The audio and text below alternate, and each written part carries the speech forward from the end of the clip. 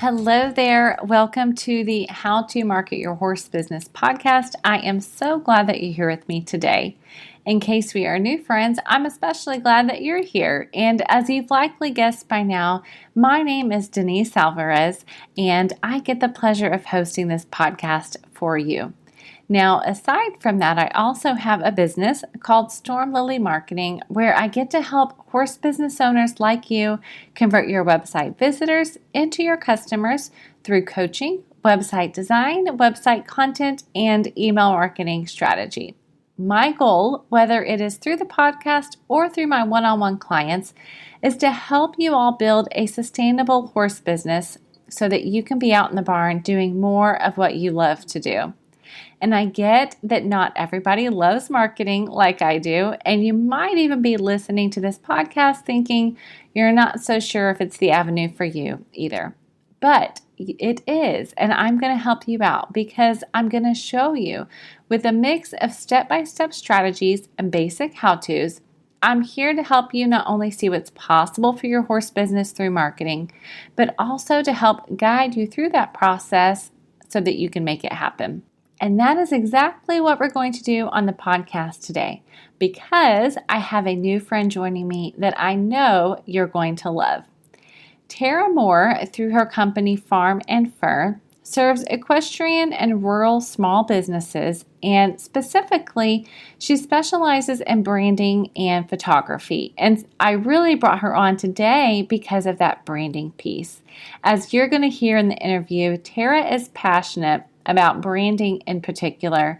And so I wanted her to share some step-by-step strategies with you so that you can build a brand foundation. Now, let's talk about that for a second. I know that many horse business owners think about branding just in terms of their logo or maybe even the colors that they use, but not really much more past that.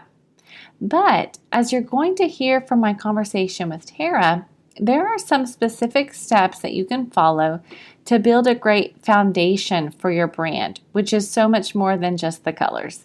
So let's jump into my interview with Tara as she shares 3 steps that you can follow to build your brand foundation. Hey, Tara, thank you so much for joining me on the podcast today. Welcome to How to Market Your Horse Business. I sure appreciate you being here with us. Hi, Denise. Thank you so much for having me. I'm so excited, especially to connect with another equestrian entrepreneur. I know, right? It's so fun. I love that. And I think I shared before in the intro, but we met on Instagram. And so I love that. It's been so fun to learn more about you and follow your journey as well. So this will be really fun today. Absolutely. Okay, so first, I would love it if you would share just a little bit about your background. How did you become a branding expert for equine entrepreneurs? Yeah, absolutely. So I am from Monmouth County, New Jersey, surrounded by hunter jumper barns. And I actually got my start working with horses by volunteering at different therapeutic riding centers for riders with disabilities. And that gave me a great way to have a lot of hands-on time with horses without always having to pay for riding lessons, because we all know how expensive those are. And then eventually I was offered a working student position. And then for a long time, I straddled this line between the corporate business world and the equestrian industry. While I was in business school, I was working on the marketing team of a software company during the week, teaching riding lessons on the weekends. And then by the time I graduated and officially kicked off my corporate career, I was commuting to New York City 5 days a week to work for a PR firm in downtown Manhattan. And on the weekends was volunteering at a therapeutic riding center to get my hours to become a PATH certified instructor. But then eventually all of my horse girl dreams came true, and I was offered a live-in barn manager position on a 45-acre horse farm in my hometown. And I would actually be taking over for Ashley, who now does all of the graphic design work for Farm and Fur through her business White Stallion Studio. So here I was thinking I was finally living my horse girl dreams, But I think after all of the hustle and bustle of the city, I still really needed a bigger goal to work towards. So I picked up a few side hustles, doing some freelance work for local barns, and eventually became the program director of a therapeutic riding program. And I prepared to take them through a rebrand with the help of Ashley. So this was really our first little casual introduction into working together on the design side. But at the time, we really had no idea that we would eventually be doing this as a full-fledged business together. And the deeper I got into working with rural small businesses, just because naturally the program director position offered a lot of networking opportunities with other local farms and other local therapeutic riding centers, the more I realized they were all totally missing the mark on their digital marketing. Their photos didn't do their businesses justice. Their websites were lacking in terms of design and engaging copy, and their social media was pretty much little to none. So in January of 2020, I purchased my first professional camera after never using one before.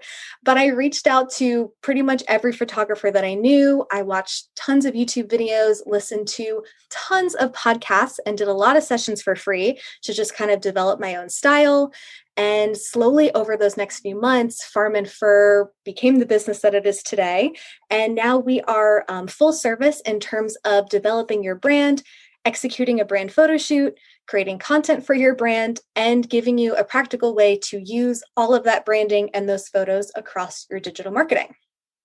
I love that. What a beautiful summary. Thank you for sharing in such detail. I know that so much of our audience can identify with so many parts of your story. And so I love that. And your website is beautiful. It's a beautiful representation of what you all are doing. And of course, your social media too, which is where you're connected.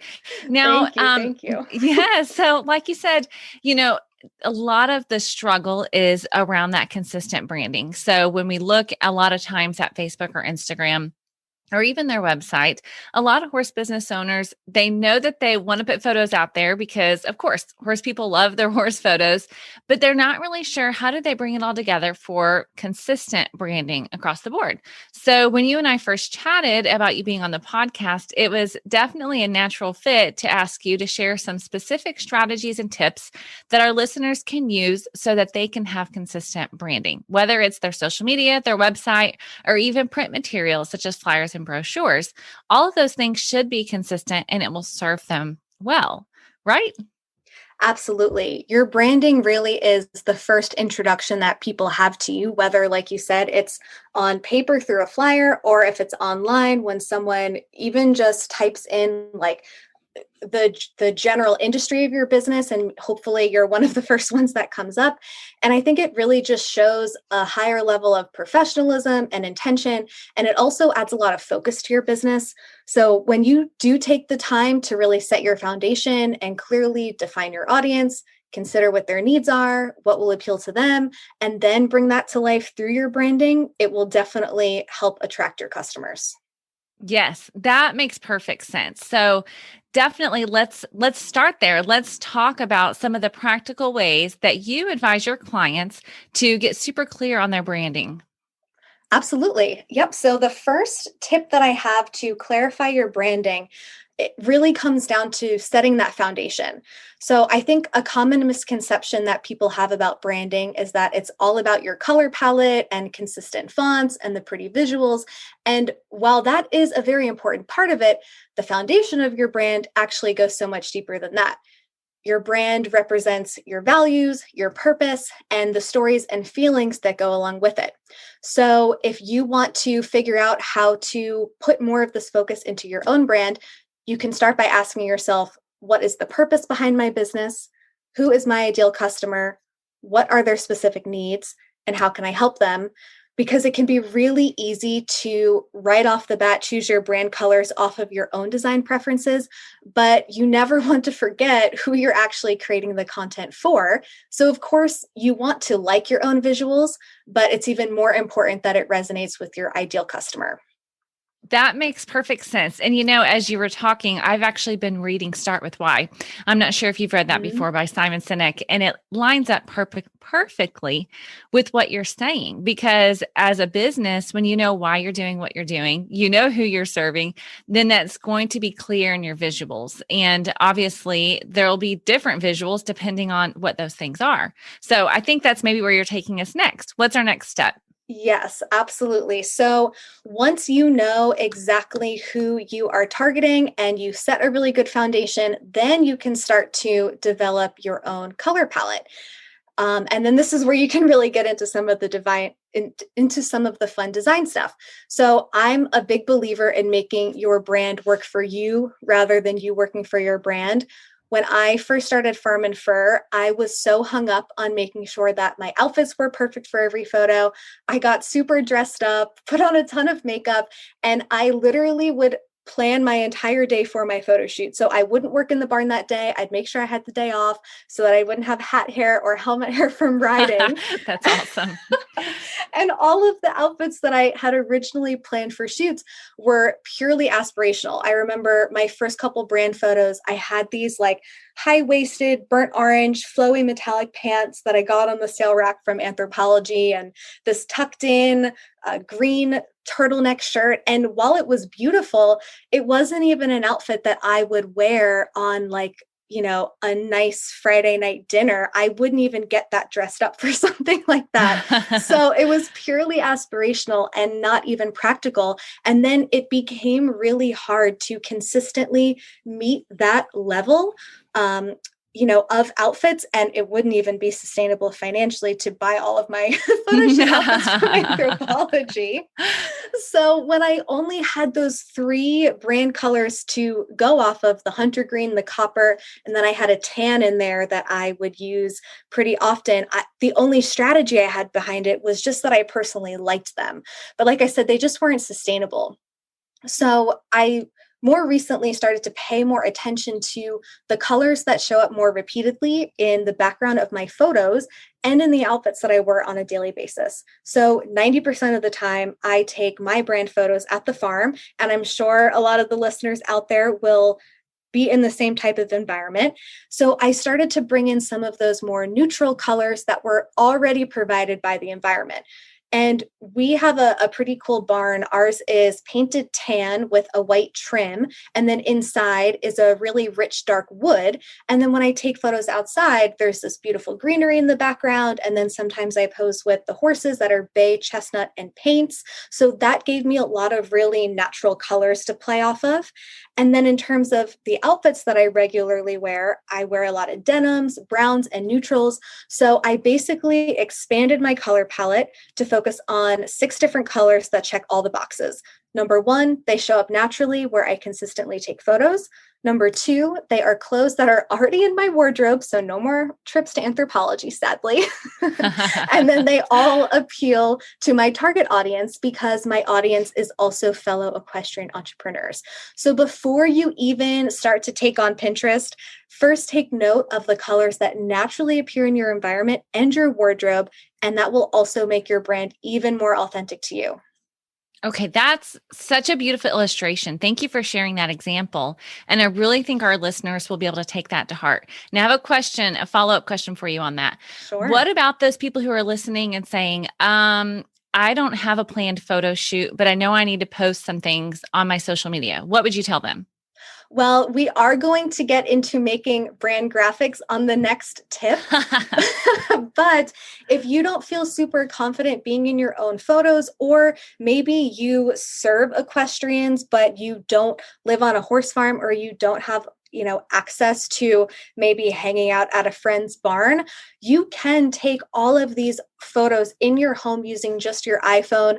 My biggest suggestion, if you're going to do that, if you do have an iPhone, of course, you can do this with an Android as well. I just don't know what all of the camera setup settings are on there. So for this example, I'm going to stick with the iPhone, but just try to take all of your photos in portrait mode. And you can do this in your home office, or if you have some type of neutral wall in the background, like a white wall, or maybe it's like a bit of a cream, depending on what your brand colors are.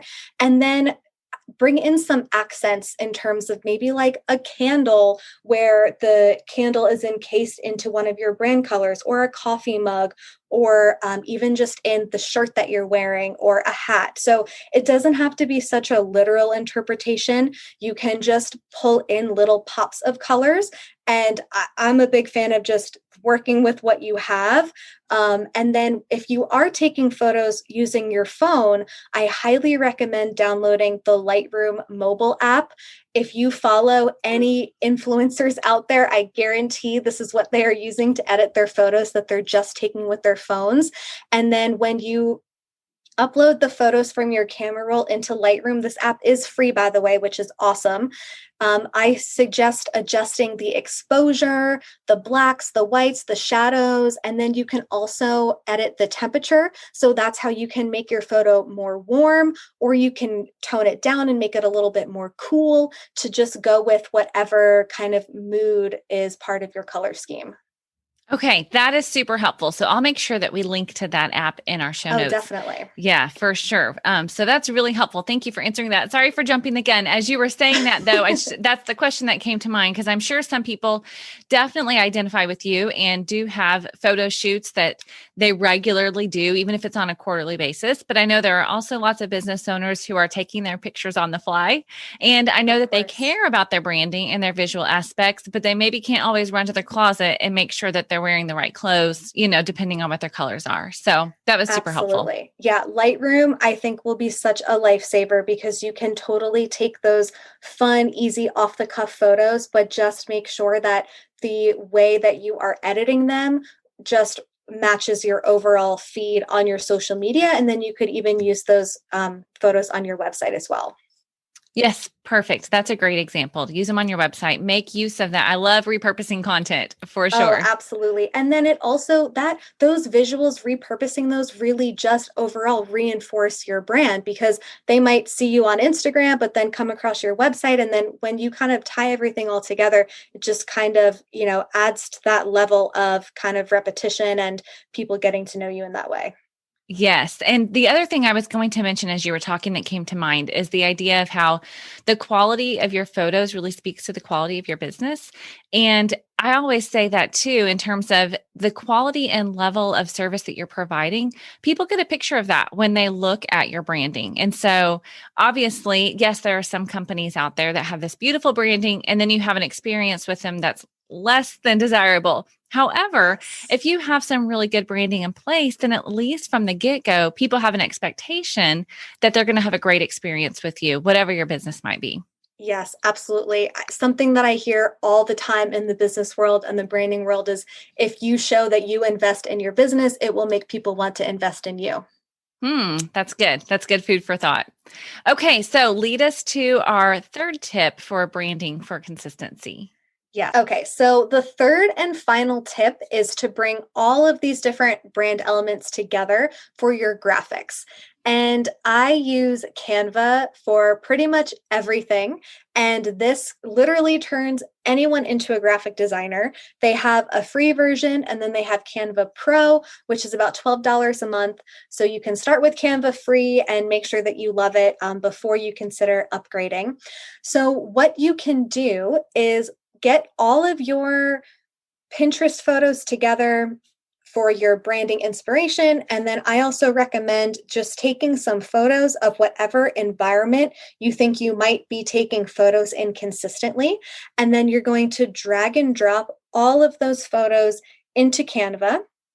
And then what you can do is select create a design and click the Instagram post template because one of the great things about Canva, I'm sure everyone has experienced taking a photo with their phone, going to post it on Instagram and then realizing that Instagram has cropped out part of their picture that they probably wanted to highlight as the photo on their feed. So the great thing about Canva is that they offer a whole bunch of different templates so that you know exactly what will be visible in your Instagram post. So for this example, let's stick with the Instagram post template. So once you choose that template and you have all of your inspiration photos uploaded into Canva, you can start to place all of these inspo photos on the Canva template. And then once you have all of them on the template, Canva will actually automatically pull out all of the colors in these photos and lay them out onto different color palettes for you on the left-hand side of the template. So this will give you a great starting point to when you start to piece together your color scheme, and you don't just have to rely on what Pinterest already puts together for you. Oh my So gosh, that's brilliant. That's a really good yeah, tip. yeah, because it also gives you the ability to, like I said, use those photos that you already have of yourself or your farm so that you don't have to guess what those colors might be. And then from here, you can just make a copy and delete all of the photos and start creating a little mood board for yourself. So Canva has a circle tool and a box tool. They're just these gray shapes that you can fill with different colors. So if you lay out 4 to 6 of these and then start mixing and matching the different colors that Canva has pulled out of your photos, you can just mix and match them until you're happy with the combination. And then that gives you a great base for all of your brand colors, because now you know that they're colors that you like and they're colors that show up naturally for you and they're colors that should resonate with your ideal client. So once you have those colors set, you can sift through the different fonts. Canva has a huge font library. So you can pick 3, 4 maximum fonts that you like and would want to stick with for everything from your website to your branded templates to your pricing guides. Pretty much anything that your business name is on is where you should keep your fonts consistent. And then when you're picking out your fonts, just keep in mind you want to have a heading, a subheading, a body text. So for like a paragraph, and then sometimes you might want to have an accent font in there. And that's usually where you see like the script font or the fancier ones. And that's pretty much the basic foundation of what you need to make your own brand graphics. And then you can also use the different graphic templates that Canva has. So they actually have a whole bunch pre-made for you already. You can just swap out your brand colors and your own photos, or they do actually have a really nice library of equine stock photos in there, and that will just really save you a lot of time. If you want something a little bit more unique, because obviously the only little issue with always using the Canva templates is that you run into other people might be using the same ones as well, so they won't be so unique to you.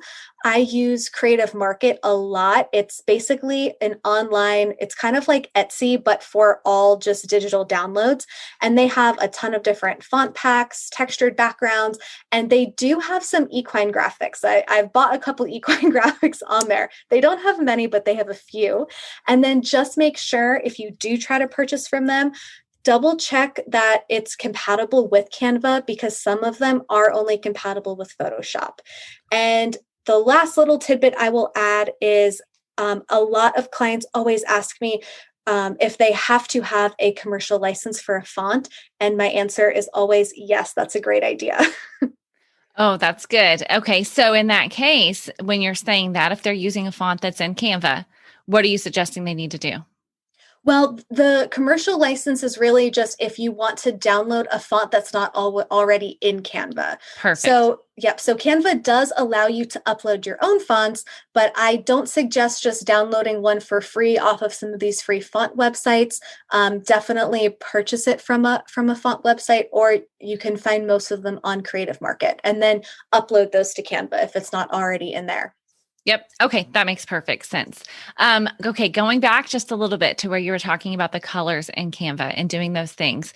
I thought when you talked about how it's naturally going to bring in the colors that people are already seeing you wear and that you are around and that they will identify with was so good, because I have seen more than one, okay, I'm not going to bash purple. I'm going to use purple as an example, but I'm not bashing it. But I have seen some that have like purple all over maybe their website, or their brochure. However, they don't wear purple. Their horse is never, have a purple blanket or pad or anything like that. Like it's just the color that they like personally. So they thought they should use it. So I thought what you Yes. said was such a good example of how don't just use the colors in your branding that you like because it's your favorite color, if it's your favorite pop of green or whatever it might be, because you want people to identify with that and you want to have it be a natural extension of what you already do and what you already wear. So anyway, I wanted to pull that out Yes. because I thought that was really brilliant. Well, it's funny that you brought up the color purple because I actually have a client who just started her own business offering guided meditations on horseback. And when she initially filled out her brand questionnaire, she mentioned that her favorite color is purple. And she specifically loved the lavender. But during our conversation just about her vision for her business, we discussed that her business could not only help women and teenagers, but she could also partner with veterans programs and offer workshops to first responders. And although purple was her favorite color, it wouldn't necessarily have mass appeal to all genders. Mm-hmm. So it can be a little bit tricky to find a good balance. But I'll just give you a quick example of how we accommodated her personal preference while making sure it would still have that mass appeal. We went more of the dried lavender route. So it was a little bit more muted and then mixed it with the sage green. And then that really leaned more into the reflection of the dried herbs and a more spa-like color palette, which also lends to the idea of meditation and essential oils. So that's one way that you can, if you pick a color that you love, try to think towards the vision of your overall business and then think about how you might have to just make some small adjustments to make sure that that color really does resonate with your ideal client.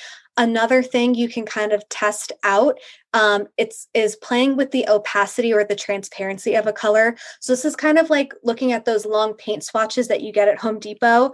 The most bold version of the color is on one end, and then the tones gradually get lighter as you go down the swatch.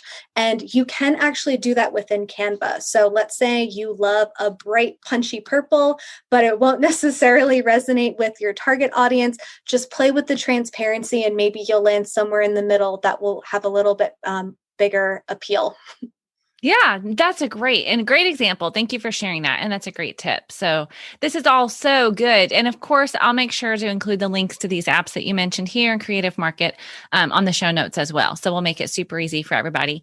And I want everybody to know that Tara has put together something so cool for our podcast audience here. And you'll get a link to that on the show notes. But do you want to share a little bit about what you've put together for our audience, Tara?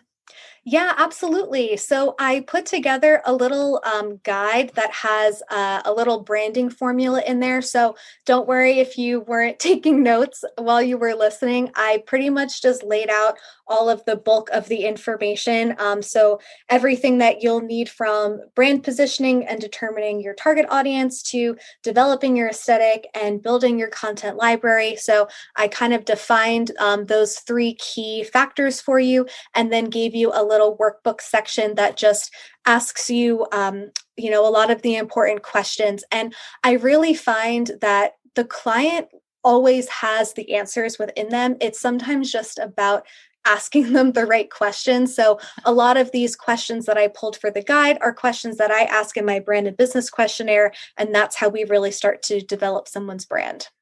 Perfect. Thank you so much for putting that together. And that will be over at stormlily.com/24 on the show notes. You can get over there and sign up.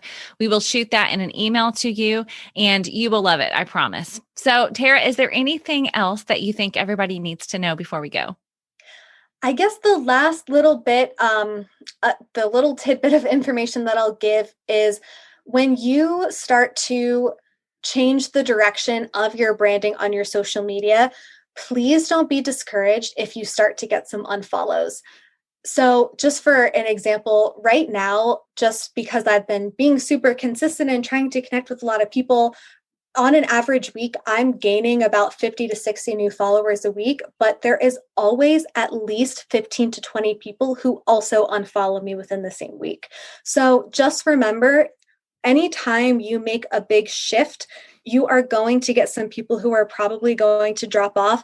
It's nothing personal at all. So when you do a rebrand, it kind of weeds out the people who just maybe aren't interested in the direction that your business is going. Maybe they were just passive followers who weren't really engaging with your content. And that means that they're probably people who were never going to buy from you in the first place. So you kind of have to just let those people go and then make room for people who will really be part of your tribe and will be really engaged. So just remember, that's never anything personal. You do want your audience to be all people who are really engaged with you and who like, what you're putting out there. Okay, that's super helpful. Thank you for sharing that. Okay, so tell everybody, where can they connect with you online? Yes, absolutely. So you can find me on Instagram at Farm and Fur Co. And that's fur as in fir tree. So it's FIR. And then if you want to check out our website, it's farmandfurco.com. Perfect. Thank you so much, Tara. I really appreciate this. Has been so helpful. And I can't wait for our podcast audience to listen to this and to apply the things that you've taught here. Thank you for sharing so freely and specifically. I love actionable and doable tips and strategies, and this was spot on. So I appreciate it so much. Oh, you're so welcome, Denise. Thank you so much for having me. Wasn't that so insightful and practical? I really loved that tip about using Canva to discover the color families that are already in your photography and even in your clothing. Really just brilliant. Now, as you heard, Tara has graciously put together a free PDF download just for you, my How to Market Your Horse Business podcast listeners. And so you can get that over at the show notes, stormlily.com/24. And she's going to walk you through each of the steps that she outlined here on the podcast. So that's all I've got for you today, friends. I really do appreciate you joining me here. If there is anybody that you know that should be listening to the podcast, I sure hope that you will share it with them. And of course, if you have not subscribed yet, you can do that on your favorite podcast player, and you will be sure to get notified when a new episode is available. Now, I also do send an email out every week, and so if you are not on that email, I hope that you'll jump in so I can let you know when a new podcast is up and exactly what we are talking about. And you can jump over to stormlilymarketing.com/podcast and be sure that you are on that list. And I do have a free website checklist there for you as well, so please help yourself to that. In the meantime, I hope you have a great day. I hope you have fun applying what you've learned here on the podcast, and I will see you next week.